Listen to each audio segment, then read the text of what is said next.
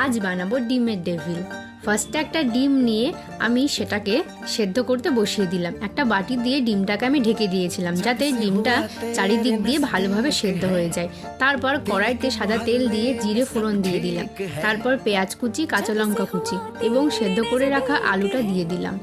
এরপর এতে অ্যাড করব কিছু মশলা, জিরে গুঁড়ো, হলুদ গুঁড়ো, গোলমরিচ গুঁড়ো, লাল লঙ্কার গুঁড়ো, স্বাদ অনুযায়ী নুন দিয়ে একসাথে মিশিয়ে নেব।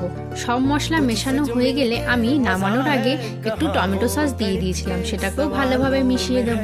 তারপর আমরা যে ডিমটা সেদ্ধ করতে দিয়েছিলাম সেটাকে 4টে ভাগে ভাগ করে নেব। এটা 2টো করেও তোমরা করতে পারো, আবার একটা ডিমকে 4টে ভাগ করে নিয়েও করতে পারো। ডিমগুলোর উপর সামান্য নুন এবং লঙ্কা গুঁড়ো ছড়িয়ে দেবো। তারপর এক স্লাইস ডিম নেব এবং একটু করে আলু মাখা নিয়ে এইরকম চপের মতো আকার দিয়ে দেবো। প্রত্যেকটা ডিম নিয়েই আমরা এরকমভাবে চপের আকার দিয়ে নেব। ভালোভাবে চেপে চেপে দিয়ে দেবো যাতে আলু সেদ্ধগুলো ডিম থেকে আলাদা না হয়ে যায়।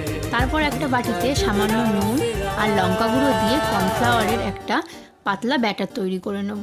তারপর সেই ব্যাটারে ডিমগুলোকে চোবাবো এবং ব্রেড ক্রাম্বসে একবার করে কোটিং করে নেব।